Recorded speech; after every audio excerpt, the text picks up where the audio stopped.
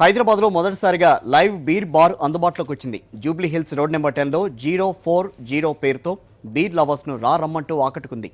6 రకాల బీర్లతో పాటుగా విలాసవంతమైన ఫుడ్ బెవరేజెస్ను వినియోగదారులకు అందించనున్నారు. సీజన్కి తగ్గట్టుగా నగరవాసులకు బీర్లను అందించనున్నట్టు రోజుకు 500 లీటర్ల బీర్ను తయారు చేసే కెపాసిటీ 040కి ఉన్నట్టుగా నిర్వాహకులు తెలిపారు.